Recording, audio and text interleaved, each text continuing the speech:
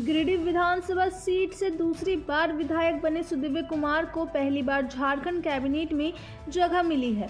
सुदिव्य ने झामुमो में एक कार्यकर्ता के रूप में राजनीतिक सफर की शुरुआत की। वे झामुमो के गिरिडीह जिलाध्यक्ष भी बने। इसके बाद विधायक और मंत्री तक का सफर तय किया। सुदिव्य के मंत्री बनने के बाद उनका राजनीतिक कद अब बड़ा हो गया है। हालांकि उनकी पहचान झारखंड विधानसभा में मुखर विधायक के तौर पर बनी है। सुदिव्य ने झामुमो में 1989 से सक्रिय कार्यकर्ता के रूप में राजनीति की शुरुआत की। 37 सालों से अधिक के सफरनामे में वह झामुमो नगर कमेटी के संस्थापक रहे। इसके बाद उनका ग्राफ लगातार बढ़ता गया। वर्तमान में मंत्री सदर विधायक के साथ झामुमो के केंद्रीय महासचिव के पद पर हैं। बताया जाता है कि वह गुरुजी शिबू सोरेन और हेमंत सोरेन के विश्वास पात्र लोगों में शुमार है। मंत्री बनने के बाद सुदिव्य कुमार सोनू ने कहा कि पहले गिरिडीह के विकास के लिए काम करते थे, अब पूरे राज्य की बेहतरी के लिए काम करेंगे। पूरे झारखंड में काम करने का मौका मिला है। जनता की उम्मीदों पर यह सरकार काम करेगी, यही सोच और सपना है। कहा कि उनकी प्राथमिकता प्रदेश की बेहतरी के लिए काम करना है।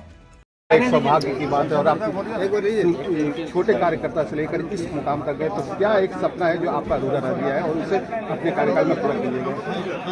निश्चित रूप से एक पोस्टर साटने वाले और झंडा बांधने वाले कार्यकर्ता की हैसियत से काम करते हुए आज अगर मंत्री बने हैं तो निश्चित रूप से राजनीतिक कार्यकर्ता ने बड़ा लंबा सफर किया है। मैं तो सबसे पहले धन्यवाद करना चाहूँगा अपनी पार्टी के केंद्रीय अध्यक्ष देशोंगुरु शिबू सोरेन जी को, हमारे कार्यकारी अध्यक्ष हेमंत सोरेन जी को, कि एक कार्यकर्ता को इस स्थान तक पहुंचाने में उनका बड़ा योगदान रहा।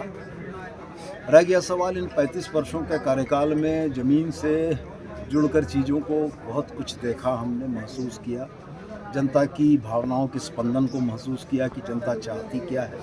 पिछले 5 वर्षों के कार्यकाल में कहीं न कहीं गिरिडीह विधानसभा क्षेत्र में जिन भी योजनाओं को हमने मूर्त रूप देने का प्रयास किया, वह जनता की उन्हीं भावनाओं की अभिव्यक्ति थी जिसकी सर्वाधिक आवश्यकता थी। इस शहर को आधारभूत संरचनाओं के क्षेत्र में विकास की ज़रूरत थी। हम लोगों ने उस दिशा में पहल की। आने वाले भविष्य की पीढ़ियों के लिए शिक्षण की बेहतर व्यवस्था की आवश्यकता को दूर किया। पीरटांड जैसे सुदूरवर्ती इलाके में जहाँ रोजगार के अभाव में लोग पलायन करते थे, वहाँ हम लोगों ने मेगालिक सिंचाई परियोजना दी। तो कुल मिला जुला कर मेरा कहना एक ही बात का है कि अपने इस पिछले कार्यकाल में जो बतौर एक विधायक था, अपने विधानसभा क्षेत्र की बेहतरी के लिए काम किया। अब माननीय मुख्यमंत्री ने पूरे राज्य की जवाबदेही सौंपी है, तो पूरे राज्य के लिए और बेहतर करने का प्रयास करेंगे। भविष्य में क्या योजना है? देखो, भविष्य की योजनाएं निश्चित रूप से अपने राज्य को कहीं ना कहीं राष्ट्रीय मानचित्र में अव्वल स्थान पर लाने की इच्छा हर झारखंडी की है, वही मेरी भी है। बतौर मुख्यमंत्री उन लोगों ने, माननीय मुख्यमंत्री ने जो उम्मीद जताई है और बतौर मंत्री जो भरोसा दिया है, तो मेरी भी कोशिश रहेगी कि झारखंड को उस इंडेक्स में, उस पावदान पर इसकी उचित जगह तक हम पहुंचा सकें। कमोबेश देखा जाए गिरिडीह क्या पूरे झारखंड में देखा जाए तो ट्रैफिक व्यवस्था सबसे बड़ा एक अहम चीज़ है।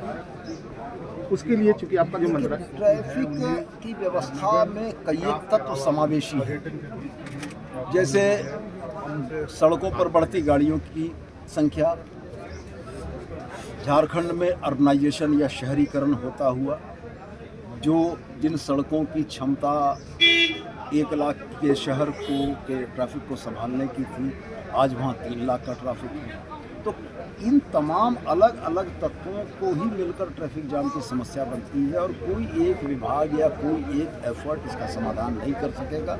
समग्र रूप से इसको सुविचार करने की आवश्यकता है। शहरों में बाईपास बनाने की आवश्यकता है निश्चित रूप से, और कहीं ना कहीं जो सड़क जाम की समस्या से लोग जूझ रहे हैं, उसके लिए फुटपाथ को क्लियर कराने की भी ज़रूरत है। मैं देखता हूं कि मानवीय संवेदनाओं को ध्यान में रखते हुए, लोगों को कम से कम परेशानी उसको ध्यान में रखते हुए इस दिशा में भी हम लोग सुधार के लिए कोई एक बड़ा प्रोजेक्ट जो आपका ड्रीम है उसे आप पूरा करना चाहेंगे? यहाँ के लिए तो मेरा ड्रीम प्रोजेक्ट एक वो भी रहा था, वुमेन यूनिवर्सिटी। निश्चित रूप से मैं उसमें लगना चाहूँगा। यहाँ के लिए मेरा एक ड्रीम प्रोजेक्ट था मेडिकल कॉलेज, उस पर लगना चाहूँगा। और पर्यटन के क्षेत्र में और कुछ बेहतर किए जाने की गुंजाइश भी है और मेरी इच्छा भी है। मुझको लगता है कि आने वाले दिनों में इसमें कुछ न कुछ सकारात्मक परिणाम आपको दिखेंगे। जब धरती चीर कर निकलता है लोहे का पत्थर और मिलता है मोंगिया के जोश से, फिर तपता है, पिघलता है और बनता है फौलाद। अब होता है सरिया सारी खूबियों के साथ और एक मजबूत बुनियाद होती है तैयार, जिस पे सजता है एक सुंदर आशियाना। मोंगिया स्टील, मजबूत देश का मजबूत सरिया।